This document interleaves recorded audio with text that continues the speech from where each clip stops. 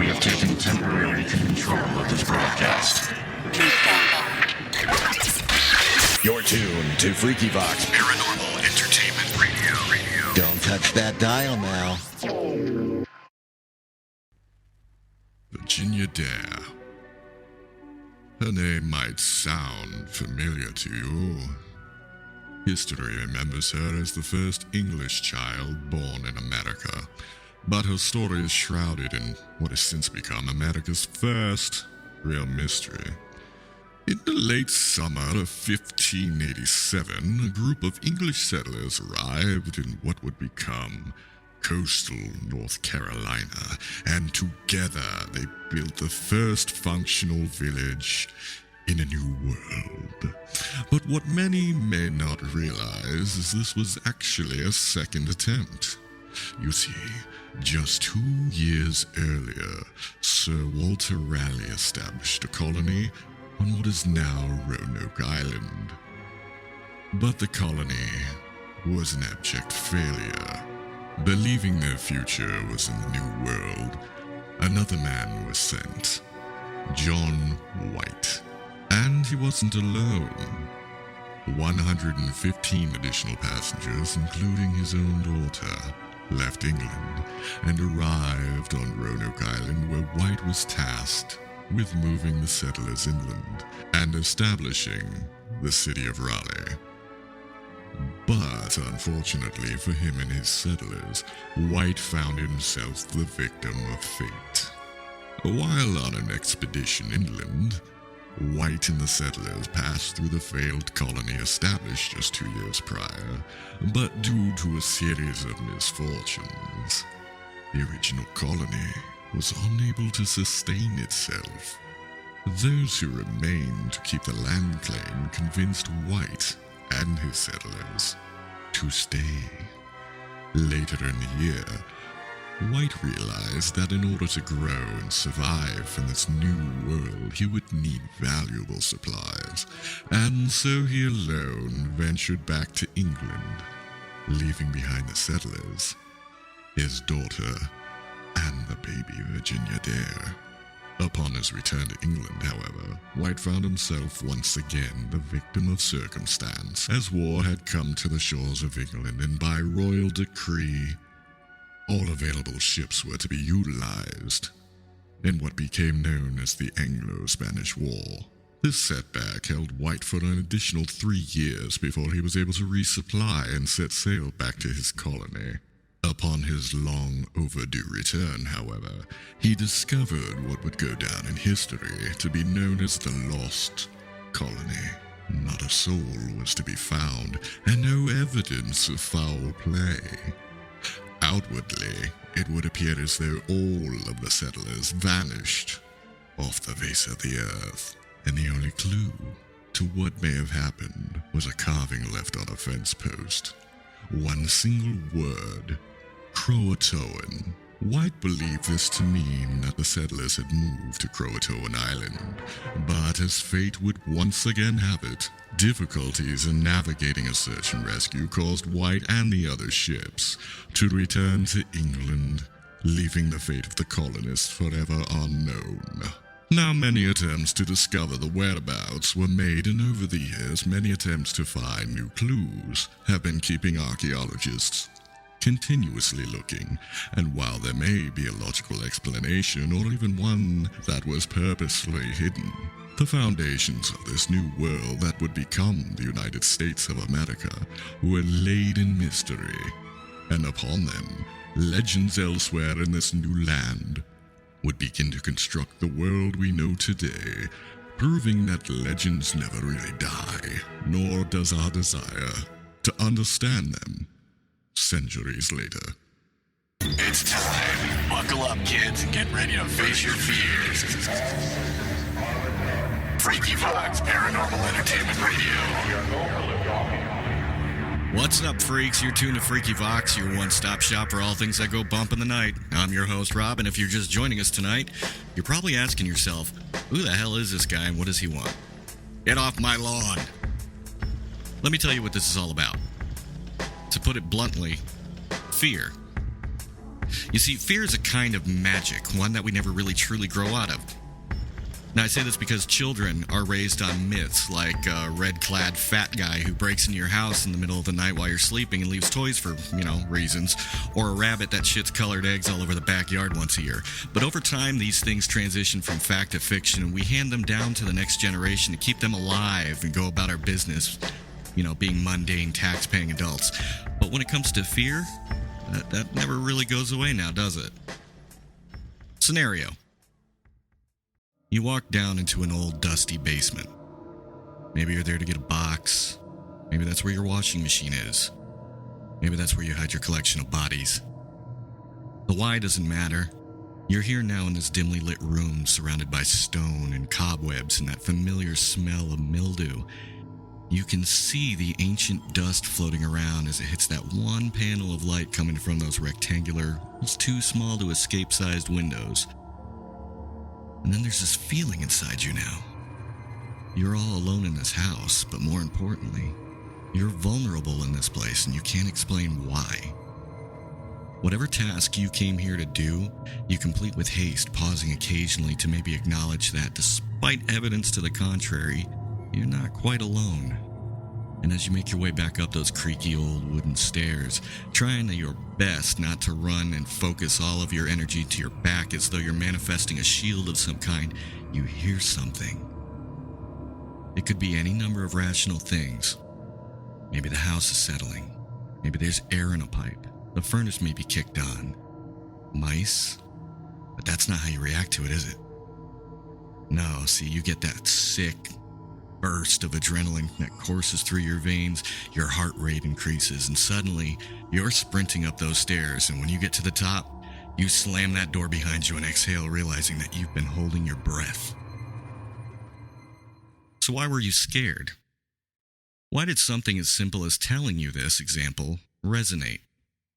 You know nothing's down there, and yet your brain convinces you this is how you die. Now, the best part of this magic is that for reasons we cannot explain, we actually crave it. We might not put ourselves into a situation that is potentially dangerous on purpose, but we do seek out ways to recapture that feeling. We do it through books, television, movies, video games, hell, even this podcast. That's why you're here, right? You saw the title, read the description, you volunteered to distribute. And hey, you went back into that basement again, didn't you? Maybe the second time you hesitated at the top of the stairs, listening for the sound of your demise, but you still went back. Real talk. You're here because you're fascinated with fear. The unknown. Whatever label you want to put on it, you seek it out. You don't really need to understand why. I promise it doesn't make you a psycho. Fear, strangely enough, reminds us that we're alive. So now that you know the what, let me move on to the rest. Freakyvox is something that I needed to do. It's just a part of a larger whole. I'll call it the broader spectrum for now. The narrow spectrum is my work as a paranormal researcher and investigator, among other things. I'm sure some of you out there listening can claim those same roles, so you probably understand this best. But for those who don't, investigating the paranormal in real life, it's actually sadly inconsistent. We all have day jobs, and those need to be taken into consideration when attempting to find a place to investigate. You can easily get bogged down by scheduling conflicts, and this includes the schedule of the client. This is why if you go to any paranormal group's social media feed, for example, you'll find that on average, a group will do about 2 investigations per year. Maybe they'll post here and there about their plans that never come to fruition. Most of them remain dormant until Halloween starts to approach, which then turns into a month-long parade of memes and article links, and maybe a few will actually deliver some content, but in most cases those turn out to be a handful of questionable photos or a very uneventful and painfully long raw video session. I've done that to death, if you'll pardon the expression. Doing it is fascinating, but there's just so much more out there aside from asking a silent room to talk to a flashing light or wandering around with an out-of-focus camera maybe you bought for twice its value because somebody spent 5 minutes to remove a piece of plastic from the lens. The world around us is full of myths, legends, history, lore, the unexplained, just so much. So rather than sit on my ass and wait for the opportunity to arrive at a cliched abandoned asylum, I'm doing something different. I'm bringing you into this. Now, of course, this being the first episode, I wanted to give you a little bit of backstory and maybe some insight, so moving forward from this point, we can just jump right in and get our hands dirty. What you'll get here is a little bit of everything. The paranormal isn't just limited to ghosts. There's a whole unseen world out there and a whole lot of people who might not know how they can be a part of it. I'll be your guide. Call me a traveling companion, if you will. You thought I was going to say spirit guide, didn't you? But this doesn't really explain what this is all about, does it? See, this show began its early life as an idea to turn my own investigations into a podcast, in which the only topic was basically its progress mixed with a little bit of open talking about the field. But two things happened. First, my group's name was actually already in use, which, can happen. And when I say in use, I mean for a podcast. Now, even though I began way back in 2008 with that name, I'm not the type really to drive a splinter into somebody else's creativity. But I did take a listen to see what they were discussing, and found what they were doing was basically what I had initially conceptualized, which was, quite honestly, disappointing. Not because the quality of their show was bad, but because I had to face the fact that someone had beaten me to the punch. Twice. So I decided to modify things a bit and turn the idea into a theme and use my past experience in film, radio, and other things to create something a little different, but keep it wrapped up in this delightful paranormal bouquet. So, I guess in short, I went from what probably could have been a simple series about what I do with flashlights and cameras at night, to using my full pool of experience to deliver something that's more of a hybrid of everything I love, and do my damnedest to make it as interesting as possible, by embedding segments and things to break up the monotony of listening to basically me speak for 30 straight minutes or more. So what I'm hoping for is to give you a show that's entertaining, maybe insightful, a little bit fun, but also becomes a place for you to be part of it as well. So whether you're, just a fan of the unconventional or part of a community of investigators out there hoping to shed some light on our own questions, this show's for you. Listen, if you do venture out there and find something, I hope that you will share it here with the rest of us. We want to share your Scooby-Doo inspired adventures just as much as we want to share those legends that still captivate us and feed our unique desire to willingly be afraid in order to better understand ourselves as a species. The unknown, it's more than just a word or a descriptor, it's a culture. Around the world, millions of people believe in life after death, or UFOs, cryptozoology, unexplained phenomenon, and these things, over time, they become so ingrained in us and manifest through art, music, film, books, you name it. It's probably been done, and it's all dedicated to this universal love of the strange and unusual.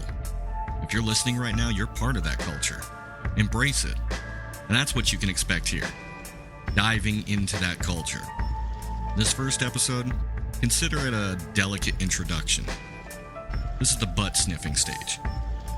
Now, we might get a little sidetracked now and then, but sometimes we need to connect the dots or find alternate routes to get where we need to go, right? So each week we'll discuss something different. We have stories to share, music, ideas, news, there's a lot of ground to cover.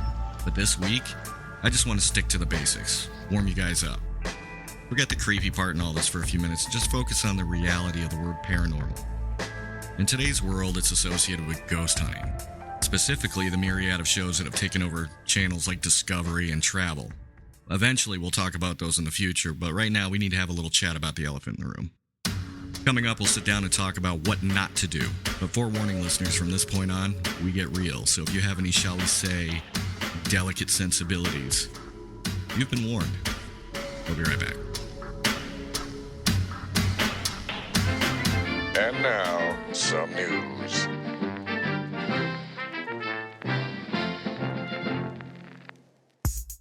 Some interesting news surfacing from about 500 million light years away. A team of scientists hailing from the Canadian Hydrogen Intensity Mapping Experiment's Fast Radio Burst Project have discovered what appears to be a repeating series of signals that repeat every 16 days.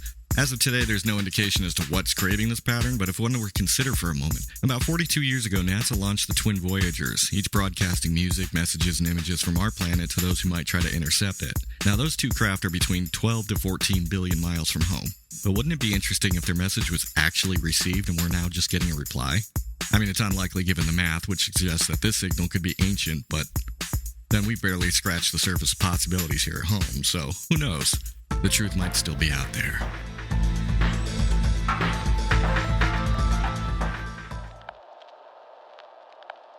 It's time to put aside the comfort and safety of your world and step into the unknown veil.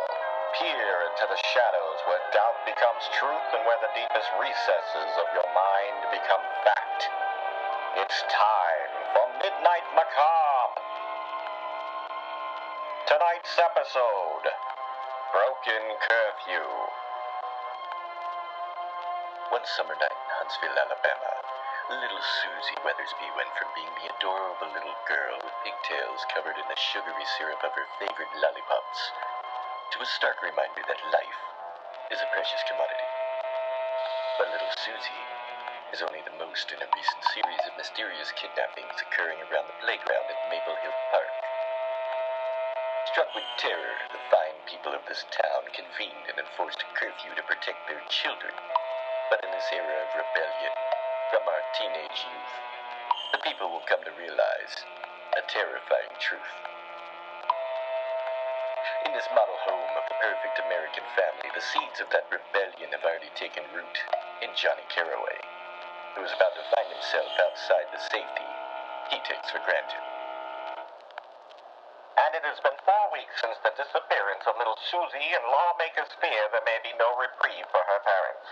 As per town regulations, a curfew is in effect between the hours of 6 p.m. and 6 a.m. And on the news this evening, that poor family. How is a curfew going to protect anyone from a threat anyway? They know nothing about it. It's stupid. Now watch it, mister. Mother and I won't tolerate that kind of language in this household. Oh, gee whiz, Dad. Get off my back, will you? I think some time in your room to think long and hard about the poor choices you've been making as of late is long overdue, son. Well, ain't that a bite? Now, young man. I just don't know what has gotten into him lately.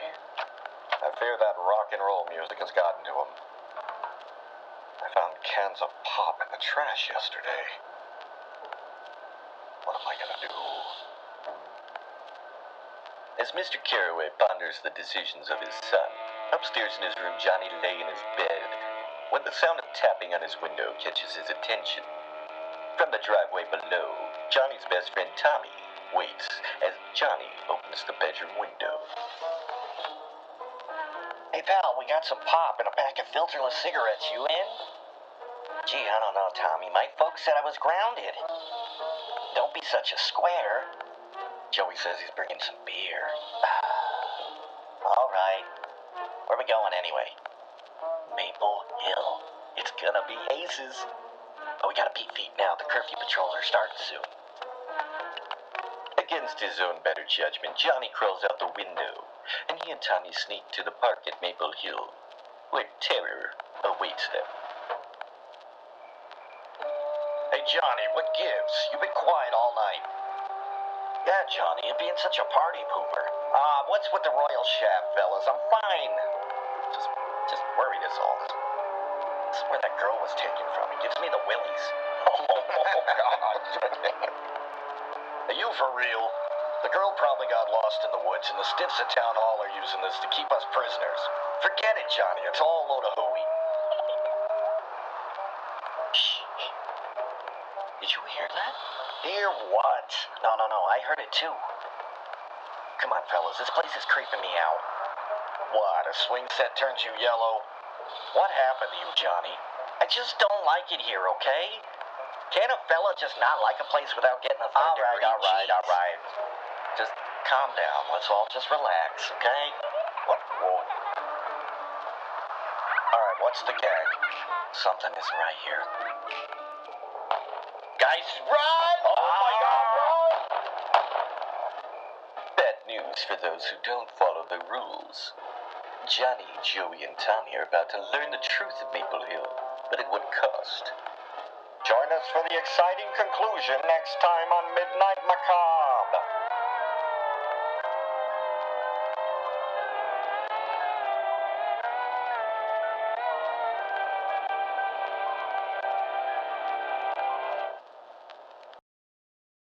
Welcome back, freaks. Hope you brought some nose plugs, because we're about to venture into some dank territory. Where are we going, you might ask yourself? To the fabled town of Bullshitsville, with a population so dense in ignorance, trying to see 1 foot in front of you is next to impossible. Just remember I warned you. Paranormal Smackdown. Alright, gang, this is the part of the show where I actually expect some pushback, because if there's one thing I've learned in all my years of doing this, it's that people don't always want to hear the truth behind the scenes.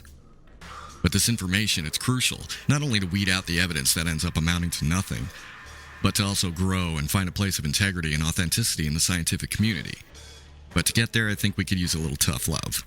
Alright, the paranormal. We know it, we love it, but holy shit, gang, the entire purpose of paranormal research and investigations are to either debunk a claim or find suitable evidence to add to the maybe pile.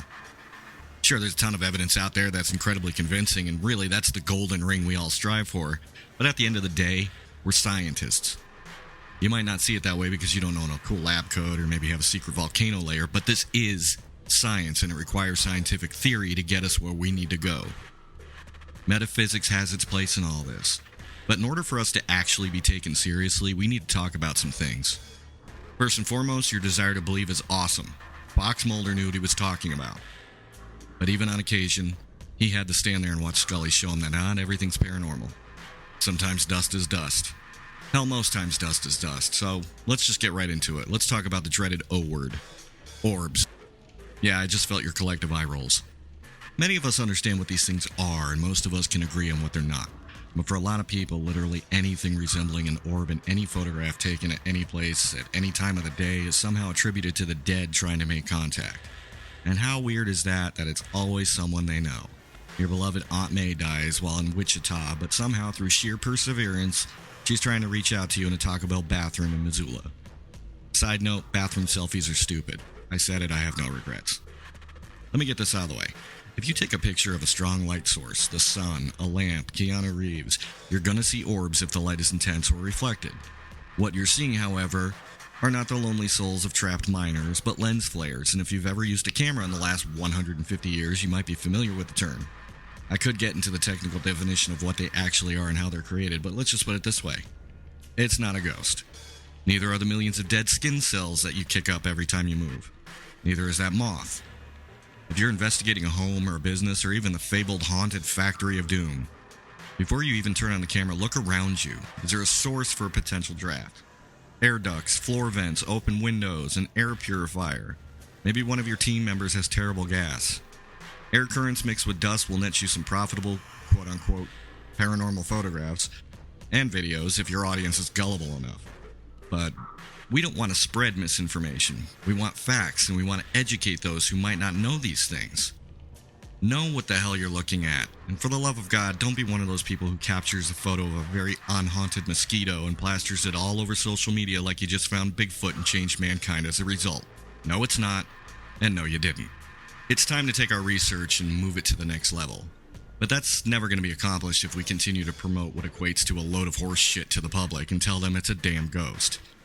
There are a lot of things in this world we don't know or understand, which is why we all bring these tools and gadgets to these events. But the things we do know, those need to be reinforced, not paraded around like a trophy. You snap a picture of what looks like a weird mist, awesome. Share it, ask others to see if they can help, explain it. A fresh set of eyes is always welcome. But if you're standing on a heating vent with a camcorder and have your night vision on, you're going to see a whole lot of reasons why you should have brought a respirator. So don't try to sell it to your friends and family or even the public and tell them that you had an experience. Maybe you did, but with that much dust coursing through your veins, your experience was probably attributed to a lack of oxygen. Seriously, gang, epithelials. Ew. Like I said, we're scientists, but until we start acting like it, no one is going to take what we do seriously. So understand that while we might occasionally discuss the metaphysical, parapsychology, or just straight up fiction here, we also want to reinforce fact above all else. Anything that stretches past fact is what we know as theory, but theory is one of those words that basically just means testing out ideas and weeding out the failed ones. I want you all to know these things, because we're going to tackle the ups and downs of this field.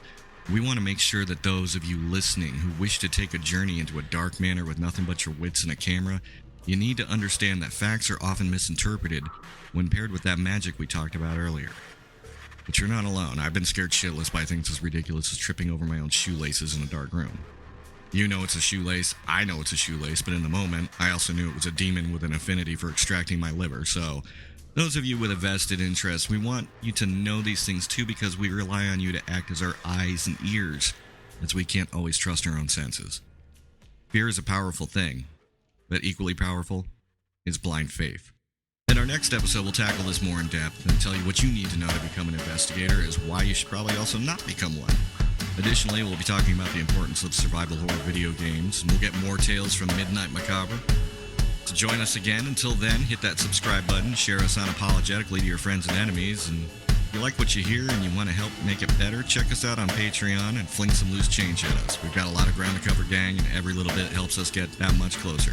You help us reach 50 patrons, and I'll poll you for your favorite choice of music, in which I will legit poll dance awkwardly for an entire minute. That's how dedicated I am. On video. Until next time, freaks, stay safe out there.